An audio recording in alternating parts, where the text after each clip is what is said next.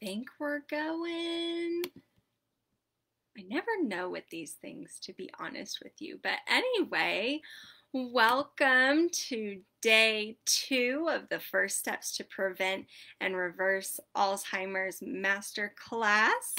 We are now live, and I wanted to do, well, as you guys are popping in, just say hey, what your name is, where you're from, and a fun fact about yourself, whatever. I am Dr. Lexi. I am the founder and CEO of Oakley Wellness.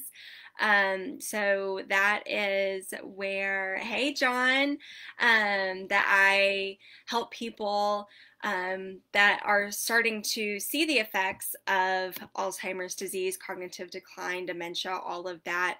I help them reverse it or prevent it if they have a family history like myself. So thanks for joining us, John. I'm so glad you're here. And today, today we're going to go over food. I'm a big foodie, so I hope you guys enjoy talking about food as much as I do, because we're going to have fun tonight. So with that, I do want to kind of recap a little bit about what we talked about yesterday, kind of see if anybody had any questions, especially catching up on replays and that kind of thing. So yesterday we talked about the fact that Alzheimer's can actually be reversed and prevented. It is just a matter of addressing more factors than one, which is how we were previously trying to treat it. That's why no single drug has worked, right? So there are at least 36 factors that we know of that contribute to Alzheimer's and cognitive decline in general. And you can't really just take one away and expect the brain to magically function at its best. So in functional medicine, this is a functional medicine approach. It's a root cause approach. We're looking at why the body is responding the way it is, right? So in functional medicine, one of the founding fathers, his name is Sid Baker, but he has a TAC rule, and it has stuck with me, pun not intended. But so with the TAC rule, if you're sitting on 2 TACs, if you take one away, it doesn't necessarily decrease the pain by 50%, right? So it's the same concept as the 36 holes in the roof. We can't just cover one hole and expect the rain not to get in. So, and I was looking at who all responded to saying that they did the homework. You guys are awesome. Way to go. I know, John, you were one of them. Way to go.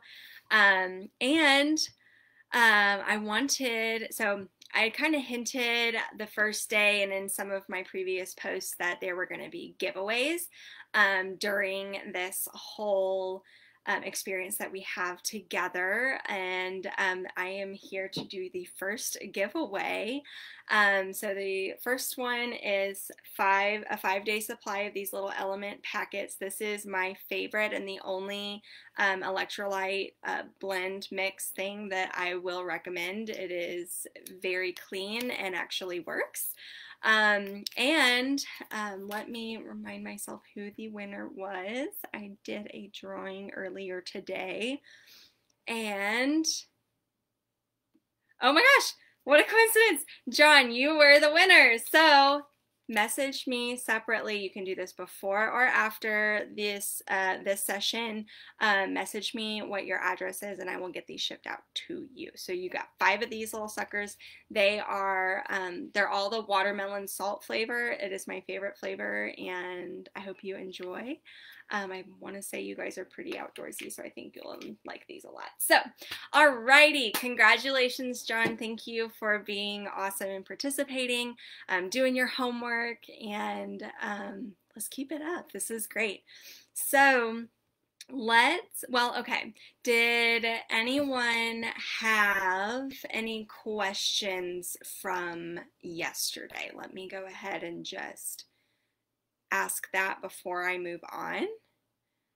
I'm gonna wait just a couple of seconds, I would say minutes, but just watching me sit here not saying anything is gonna go a little awkward. So, okay, I'm going to say we're all caught up on questions for now, but if anything comes up or you just think of something, just put it in the chat and I will either address it as we go or I'll address it at the end, depending on where it fits in. So, okay, let's dive into today. We're going to talk about how to eat to fuel your brain, really. So, I will just dive in. Hey, John, let's see. So I wanted to make sure I heard something right in the first video. Uh, no, you're not medically dumb. It is okay. Did I say that the material produced in the brain was caused from an insult? Yes. So basically, an insult to the brain is just anything that causes the brain to want to protect itself. So it could be trauma, it could be an infection, that's the word I was looking for. It could be the fact that you have too much of something, say aluminum, in your body. It could be that you don't have enough of one hormone or one neurotransmitter. Any of those things can be interpreted as a threat or an insult to the brain because it is not allowing the brain's environment to be balanced and what it will need to work properly and efficiently and optimally.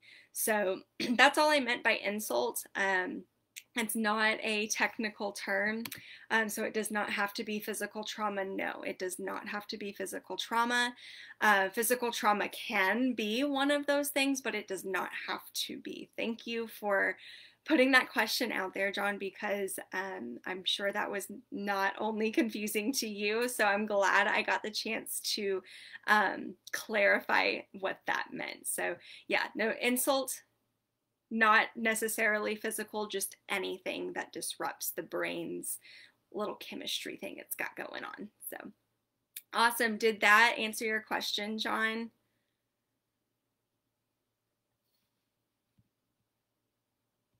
I hope so. Let's see. I know I've got some lag here. I will let you guys know. Oh, I meant to open with this. Oh my gosh, how could I forget? Okay, so many of you know that and I told you guys this yesterday, but my grandmother has been sick for a very long time. She is the reason why I decided to study Alzheimer's. Great, I'm glad that answered your question, John. And yesterday, on the day that I launched this masterclass, and you cannot tell me that this is a coincidence, but she has suffered for a very long time from Alzheimer's, declined very rapidly. She passed into the gates of heaven yesterday on the day that I launched this masterclass. And you cannot tell me that God is not saying that this is big news, that we are going to change the world with this information. I really feel that God was telling me that this is what I'm meant to do. So I'm so excited that you guys are here with me on this journey for this. And yeah, I just wanted to share that. I am not sad that she is, of course I'm sad that she's not here, but she has a new body, she has a new brain, she can remember, and that is huge. So yay for that. Okay. Again, if any questions come up, please just drop them in the chat as we go along. But today I'm just going to dive into how to fuel your brain with food, right? Okay, so let's dive on in. The brain functions best when it runs on ketones instead of glucose. So to supply your brain with ketones, you need to be in ketosis. So what that means is your body is breaking down fat to use as energy instead of sugar. Ketones last a lot longer. You get more energy molecules per ketone molecule than you do per glucose molecule. It does not cause your insulin to spike, which also causes a spike in inflammation in your body. That is another insult to the brain, causes lots of issues. So 3 ways to promote ketosis. 1, a ketogenic diet. We will talk about this. There are many different kinds, and there is a specific kind that is clean and actually healthy for your brain. 2, fasting. And there are many different forms of fasting, and we will go over the simplest and I believe the easiest way to implement fasting into your daily routine or into your life in general. And 3, exercise. We will not be going over exercise today. We are focusing on the nutritional aspect of eating, and so that does involve both food and fasting. So let's dive in. Yay! Okay, so the type of keto diet that I'm talking about is called Keto Flex 12-3, and this was developed for brain health specifically by Dr. Dale Bredesen and his team, which is who I did all of my training through. So Keto Flex is keto plus flexible. So keto, yes, we're higher fat, lower carb, trying to get into ketosis. Flexible is twofold. So 1, it means that we are helping your body get to metabolic flexibility. And that means that your body can easily switch from using ketones or glucose for energy. On a standard American diet, really our body's only good at getting energy from glucose, and it has a hard time breaking down that fat, which is why a lot of people have issues losing fat, right? Losing weight. So anyway, that is another topic for another day. But the other part of the flexible component is that meat is optional. This Keto Flex is totally compatible with a omnivore as well as a vegetarian or vegan diet. So it can be for anyone, which is awesome. So let's talk about what to eat. I'm so excited. I love food. So there are different levels. So we can think of this as like a pyramid, right? At the very bottom is actually the fasting. We will talk about that last. But then the next level up is eat as many of these foods as you want. Literally not restrictive. Just eat as many as you want. So these include healthy fats. And these are things like extra virgin olive oil, avocados, coconut milk, nuts, seeds. All of those are very healthy fats. Leafy green vegetables, yay! So I know you're probably thinking, oh great, rabbit food. But honestly, these are some of the best foods for your brain. I'm talking kale, spinach, lettuce, you name it. If it's leafy, if it's green, it's good for your brain. And you don't have to always eat it in a salad, right? Like I put kale or spinach, scramble it in your eggs, put it in a smoothie. It does not have to be just this big plate of green stuff. If you like that, great. I love it. But if you don't, that is okay. There's other ways you can use these foods. Okay, I'm going to move on to cruciferous vegetables. This includes broccoli, cauliflower, Brussels sprouts, I believe asparagus as well. There's a lot of them, and actually kale also falls into this category. So there is some overlap between these different categories, but I mean the overall basis is eat as many of these as you can. These plants, most of these are plants, actually all of these are plants, they contain so many nutrients, it is not even funny. So not only like the normal vitamins and minerals that we think of, but there's these plant compounds that are in each and every one of these, and different plant compounds are housed in different colored vegetables. So eating a rainbow, I tell people to eat the rainbow all the time. Anyway, but eating a rainbow of different colors of plants is phenomenal. It just means that you get the whole gamut of we call them phytonutrients. So plant nutrients, phytonutrients. Okay, moving on. So mushrooms gets its own category. Mushrooms are so good for you. Again, if you don't like the texture of mushrooms, my husband is one of those people. They make mushroom powders now that you can put in like a smoothie, you can stir it into some water and make a mushroom broth if you like the flavor but not the texture. You can mince it up really, really fine and stir it into some ground meat. You won't know that, you won't know it's there. So mushrooms, fantastic. Another one is sulfur containing vegetables, and these are things like onions and garlic. Fantastic for your body, especially the sulfur containing veggies. These are really good for helping out your liver and the detoxification pathways in your body. And I'm just going to switch away from like actual big foods. I'm going to talk about tea, herbal tea, black tea, green tea. All of those are fantastic. The problem comes when you add a bunch of sugar, right? So these would be plain teas or slightly sweetened with an approved sweetener that we'll talk about later. But then herbs and spices. Really as many herbs and spices as you want. Make sure if you are getting a spice blend that you're reading the ingredients, because a lot of them do contain sugar and other things that you're like, I can't pronounce that. If you can't pronounce it, please don't eat it. Okay, so herbs and spices, they also help with added color and that kind of thing. They also have lots of phytonutrients in them. The ultimate goal for this category of food is to eat like 6 to 9 cups a day. And this totally depends on your height and your weight. If you are like 6'5", please aim for 9 cups. I am 5'3", I aim for 6. Okay. So I will say, I will caveat all of that. Please do not go from eating half a cup of vegetables to eating 6 cups of vegetables a day. Your body will hate you, okay?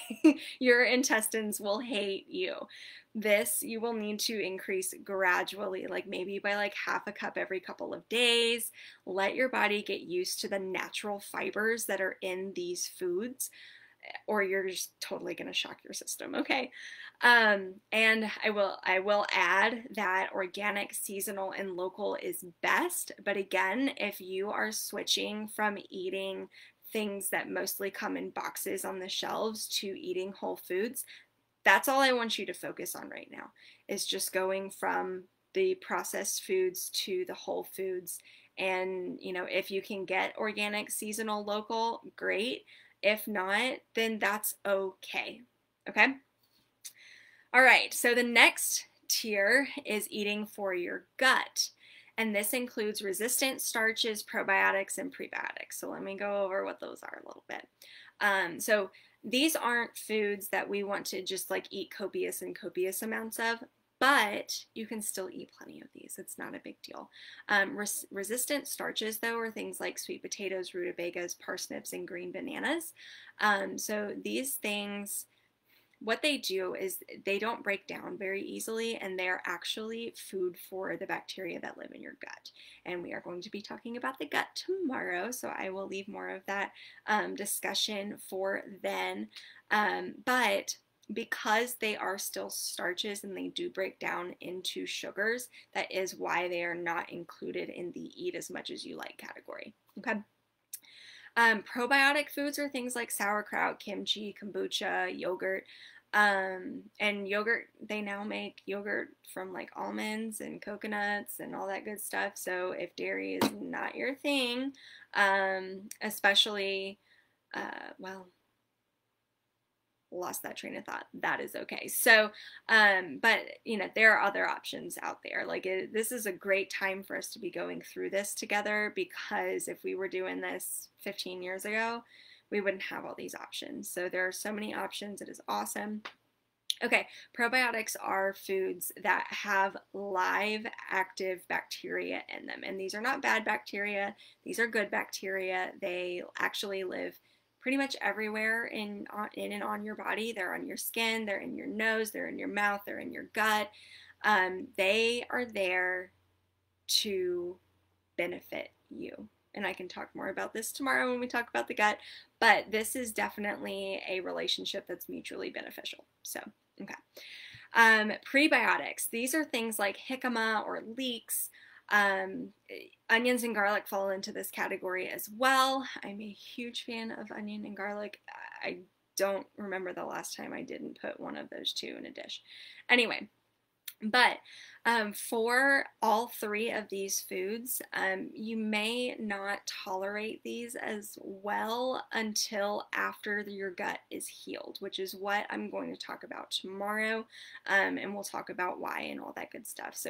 But they do help ensure a healthy gut environment, which is very, very important. There is a gut-brain axis that we will talk about, and I'm just going to leave it at that. Okay, Kathy had a question. What would you recommend to wash fruits and vegetables that are not organic? Yeah, so washing your fruits and vegetables is always a great idea. I personally use just like a little mix of vinegar and water. But I know there's a lot of different options out there. I'm not a huge fan of using like the commercially made vegetable washes just because I'm trying to get away from more commercially chemical things, and we'll talk about that on Thursday. But that's what I use, and you can use like white vinegar or apple cider vinegar. It does not really matter, but that's what I use. Kathy, do you use something now? And I will let you respond there. John, good question. Are yellow bananas a complete no-no? Sugar from fruit. So we are going to be going over some more fruit related things in just a minute. So yellow bananas are, I'll go ahead and answer your question though, John. Yellow bananas are very high in sugar. I would say they're not a complete no-no, but they're not in the eat every day category. Does that make sense? Just let me know. Kathy, not using anything currently, and that's okay.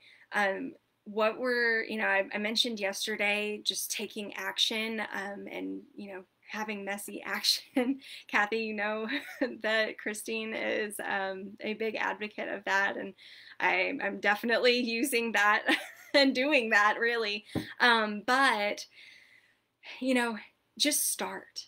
It doesn't have to be perfect. If you don't wash your vegetables now, if I don't always remember to wash my vegetables, if you aren't perfect in, having a banana every third day or whatever, like it's fine. We have to find what's going to work for your lifestyle. And that is the whole point of this program that I am starting and a part of.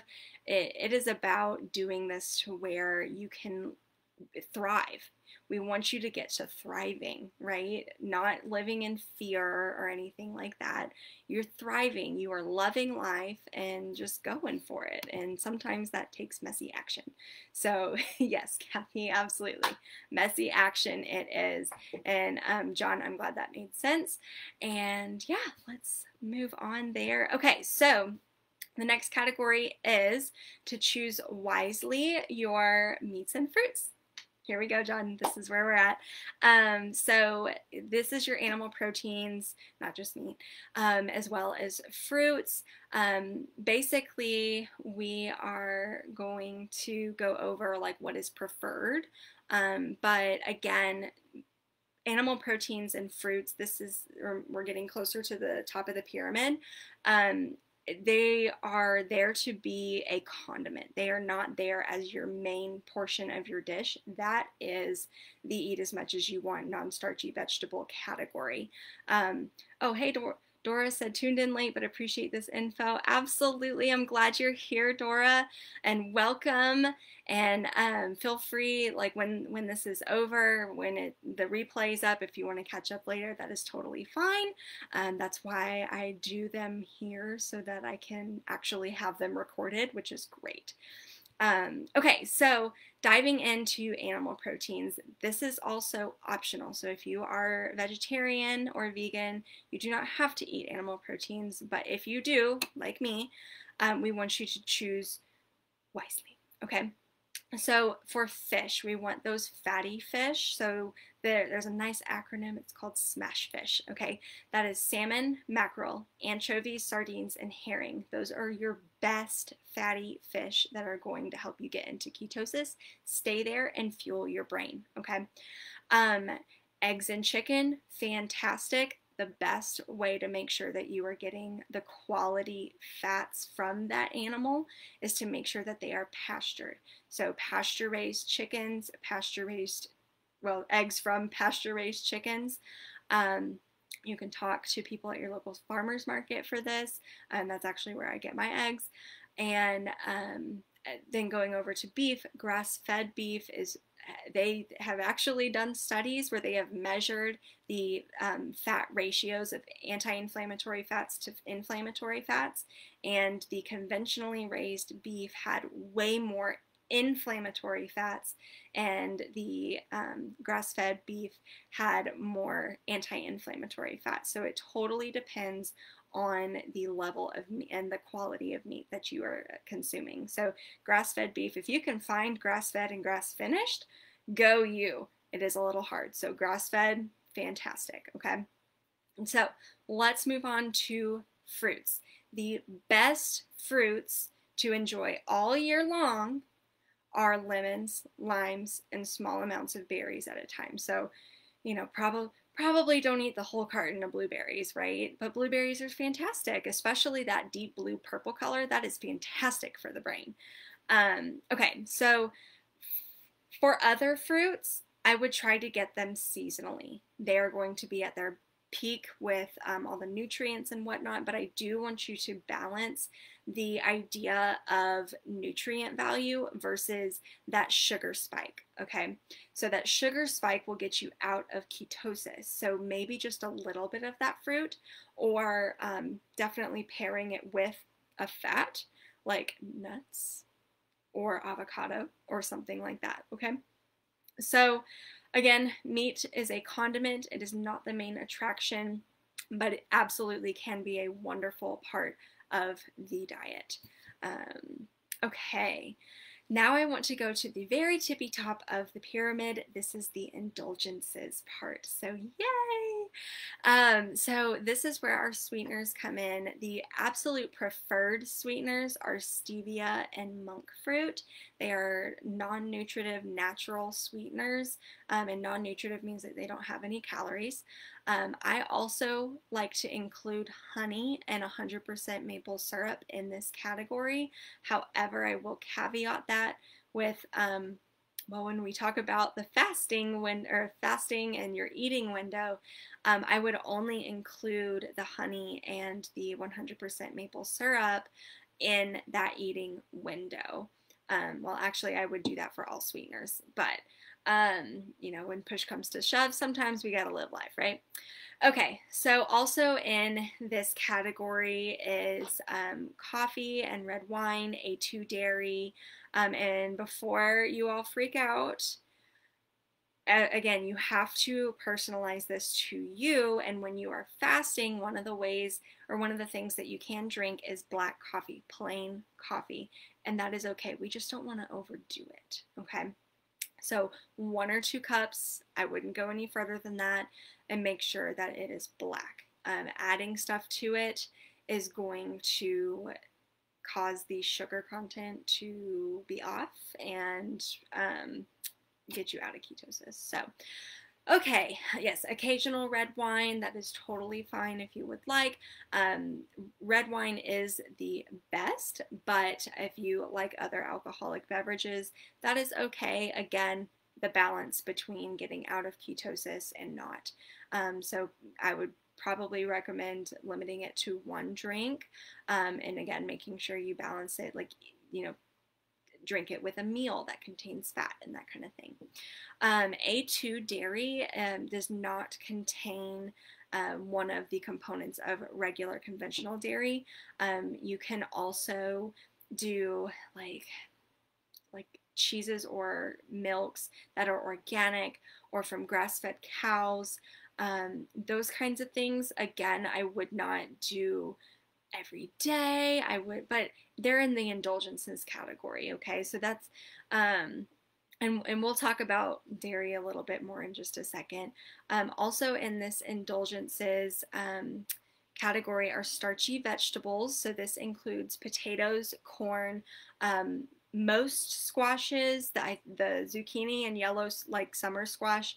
Those I believe are in the non-starchy vegetable category, but like the winter squashes, like the butternut, the acorn, that kind of thing, those are going to be in your starchy vegetables. And legumes also live here. So these are your peas and beans. Again, not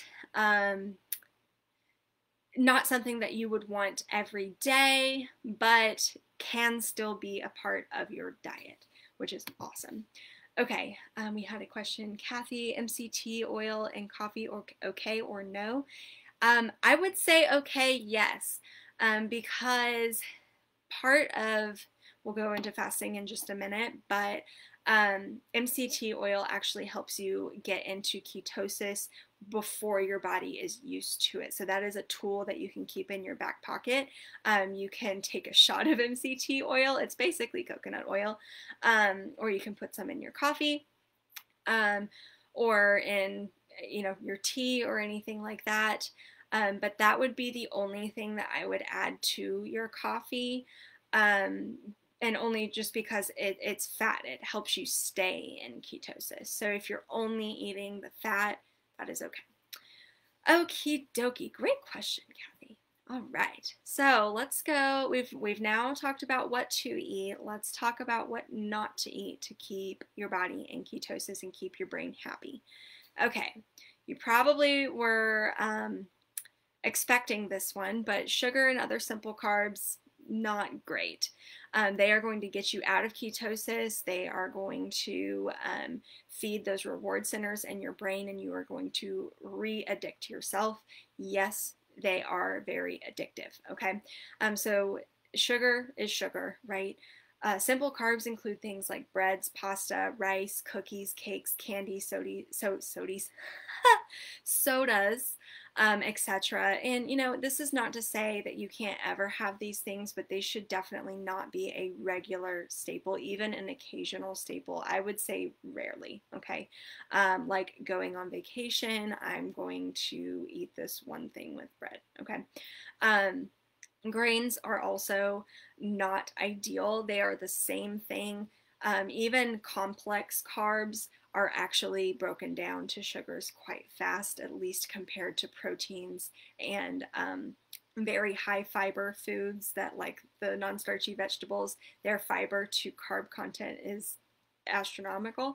And then fats, of course, are broken down very slowly. But so grains in general, this does include things like rice, all the ancient grains like amaranth and whatnot, and gluten as well, for sure. Conventional dairy is not going to be great for you. We talked about how inflammation can be a contributor towards this phenomenon called Alzheimer's, or in dementia. So dairy and definitely gluten, grain, sugar, all that good stuff, all of that will cause an inflammatory response in the body. It just does. And so occasional cheese or organic or raw whole milk, or even plain yogurt is okay. But again, that's more in the indulgences category. That's not a daily thing, right? Okay, moving on. Processed foods in general, not something that's going to work well for your brain. So if it's in a package with ingredients, it is processed. End of story. Okay. High mercury fish, so tuna, sharks, swordfish. We talked about the smash fish. Those are way better for your brain than high mercury fish. If you want to eat high mercury fish, just be aware of how much you're eating and how often, okay? And then last but not least, the high glycemic index fruits like pineapple. They pretty much take you all the way out of ketosis just by looking at it, right? But we did talk about how if you're going to indulge in some, pair it with a fat, make sure it's seasonal, that kind of thing. But these fruits, as yummy as they are, they're not going to fuel your brain the way you want it to, okay? Before I move on to fasting, what kind of questions do we have about food, because I know I just threw a lot at you. Miss Dora, I have been told sugar feeds cancer. Your take on that? Absolutely, it does. So sugar, it's honestly a toxin to our body, and toxins disrupt the chemical makeup of our cells and our DNA. And when our bodies can't combat that, so if you're eating sugar on a regular basis and your body's constantly fighting it, then it can't clean up the mess that it causes, and it can't, it doesn't have those protective mechanisms in place anymore. It's like an assembly line that you take too many workers away. And so then something's gonna go wrong. And that is when your body's anti-cancer systems, like surveillance systems, they fail you. And that's when you develop cancer. So absolutely, sugar feeds cancer. And when you do develop cancer, or if you do, hopefully you don't, but those cancer cells, yes, they do feed on sugar. So making sure that you can starve those cells and feed your healthy cells with the nutrients that they need, with a very similar, if not the same, eating plan that I just went over, would be a great approach to cancer as well. All right, what other questions? Let's see. All right, if you guys have any more questions, just keep them popping in the chat. I will go ahead and move on to fasting. So, let's see.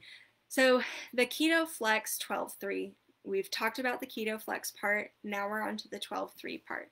But before I get to what those numbers mean, I'm going to talk about fasting in general. So fasting is consuming no food or drink other than water, plain coffee, or plain tea for an extended period of time. Now, we did talk about adding some MCT oil in, and that is totally fine, especially when you are trying to get into ketosis. So let's talk about what fasting might look like. Fasting, really to get the benefits of fasting and to help you get into ketosis, don't know why that was so hard, you need to at least fast for 12 hours to gain those cognitive benefits, but you can push it further. Melinda, she once heard that eat the outside perimeter of the grocery store. Yes, that is perfect. So most of your processed foods is going to be on the aisles in the middle of the store, right? So if you shop the perimeter of the store, that's where your fresh foods in general are going to be. That is great, Melinda. Thank you for adding that. That is a great tip. If you just don't even go into the middle of the store, you're good to go. Awesome. So thank you for that. Okay, so fasting at least 12 hours. And it might sound a little scary, but I'm going to go into that in just a second. The 3 is stopping 3 hours before bedtime. And now this is the part that I struggle with, I will let you know. But this keeps blood sugar and insulin from spiking before bed.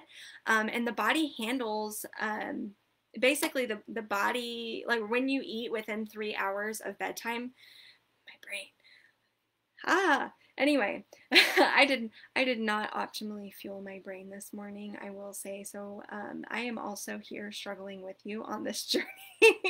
Anyway, so when you eat within 3 hours of bedtime, your body tries to handle that, like the processing and breakdown of the food that you just ate, instead of processing stress and cleaning up after the day's activities. So sleep is the time when you're supposed to get restoration, right? But if your body is busy doing other things like digesting, it's not going to restore you. So to get optimal sleep, stop at 2 to 3 hours, ideally 3, before bedtime.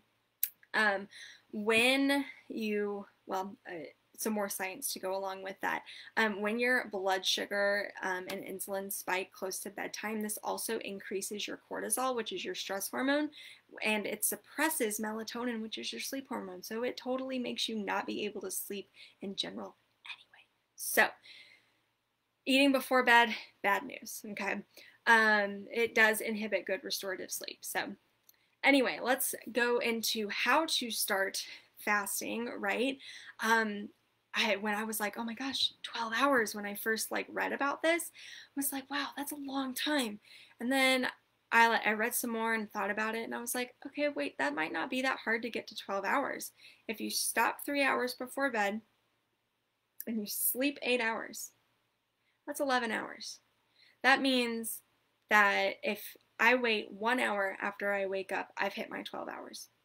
That's it. That's it. So now I actually extend my fast to about 14 to 16 hours. So I eat usually between 11 and 7, 11 and 6, somewhere around there. Sometimes, depending, y'all know I'm a pharmacist. I work in a pharmacy, and sometimes things get a little hectic, and sometimes I push my fast all the way to like 2 o'clock. On those days, I'm eating very big meals. Anyway, but so fasting, not actually as hard as we would think. So there are other ways to fast, but this is the easiest way to just get it just incorporate it into your everyday life. You don't have to plan for like a whole day of fasting or anything. If you want to, totally up to you. But it is not required to get the benefits from fasting, is my point. So, okay. That was a lot of information that I went over today. What other questions do you guys have? We went over what to eat, what not to eat, how all of that helps you get into ketosis and fuel your brain for optimal brain health. We also went over some fasting, the minimum time to get that benefit of helping you get into ketosis. Oh, I did want to give you a quick tip. Yes, that the MCT oil that we were talking about earlier, sometimes when you are going from not fasting at all to fasting 12 hours, then, well, one, you don't have to go straight to 12 hours. If you eat right before you go to bed, you sleep for 5 hours, and you wake up and eat, then let's increase your fasting time by 30 minutes. Okay, just do 30 minutes more for a couple of days, then increase it another 30 minutes until you get to that 12 hours. During that time, you can also eat more fats, like have the MCT oil, coconut oil, avocado. Well, no, I lied on that one. Just MCT oil, coconut oil, that kind of thing. Avocado is more for like when you actually have broken your fast, okay? But so these do contain calories. However, they are there to help you get into and stay into ketosis without having some of those other side effects that we commonly call the keto flu. And other things with the keto flu is as you naturally switch from a more processed food diet to this kind of eating plan, you're going to naturally lose electrolytes. So replenishing with electrolytes, like the ones that John won today. Element, again, my very favorite. If you guys want some, I do have a link on my website. The website is oakleywellness.com. You can go to the My Favorites tab. There is a link to Element. And so you can drink the electrolytes. This is sweetened with stevia, by the way, so it does not break your fast. And yeah, so different things like that. Having the fat, having the electrolytes, drinking lots of filtered water. Yes, please make it filtered. We'll talk about that on Thursday. But those are different ways that you can help your transition into ketosis be a little bit easier. So it's by no means like terrible, but some people do have some symptoms when you are retraining your body. And that just comes with your body has worked this way for however many years, and you're trying to get it to work in a different fashion. So I hope today was helpful. If you guys will let me know in the comments what your biggest takeaway was, that would be awesome. Just share that real quick. Basically, I just wanted you guys to come away today knowing that the best brain superfood is ketones, and then give you the tools to make sure that you get into ketosis. So I also want to give you guys some homework. Thank you for whoever, everyone who did the homework from yesterday. That is your why, your story, and that will help you stay motivated when you're trying to stay away from the things that will get you out of ketosis. Ice cream is my biggest like struggle, okay, especially Bluebell. I'm a big fan of Bluebell, but every time that I look at I'm walking down the grocery store aisle and I see a thing of Bluebell, I'm like, no, I do not want to, I'm not going to become my grandmother, and so that helps me. That's my why. Okay, today's homework is to write down and pay attention to how you truly feel after you eat. Okay, do you feel bloated? Do you feel tired? Are you energized? Do you feel like you have brain fog? Are you satisfied? Are you still hungry? Just start to pay attention to how food makes you feel. Because Kathy said Bluebell Dutch chocolate. Absolutely. So don't hate me, but I actually don't like chocolate. However, that is definitely a family favorite for other family members. My personal favorite, well, right now it's hard between the Southern Blackberry Cobbler and Bride's Cake. But anyway, not to tempt you guys, I really do try to stay away as best as I can. But again, messy, imperfect action, right? So just do what you can, and the whole point is to take action. So again, do your homework, write down how you really feel after you eat, and I will post in the group another little day 2 homework thing. You can either post on there like what you were experiencing when you ate X or anything like that, or you can just post done and let me know. Thank you for everyone who participated today. You guys had great questions and great comments. And again, if you have any questions that come up, just you can post them in the group. You can comment them on this video, whatever. We will get your questions answered. So let's see, Kathy, Kansas does not have Bluebell, so we have to go to Oklahoma or Missouri for a treat. I know how you feel. So I currently live in Alabama, but I did used to live in Indiana, and we did not have Bluebell there, and it was tough. I'm not gonna lie. Miss Dora, thank you for the encouragement to get started. I've done this before, lost 37 pounds. That's fantastic. And then COVID hit. I know you are not the only one that got affected by COVID, and your sister died with that. Oh my gosh, I'm so sorry, Miss Dora. She fell off the wagon. You feel horrible again. I'm so glad I was able to help you remember those good days. Absolutely. Thank you, Miss Dora, for sharing that. And, that's why we're here. We're here for hope and encouragement and to give you a roadmap if you need one. Absolutely. So, okay, you guys. You guys have a wonderful evening, okay? And I will see you tomorrow. Tomorrow we will also be here at 7:30. We are here at 7:30 for the rest of the week. And I will see you guys tomorrow. You let me know if you need anything in the meantime, okay? Bye.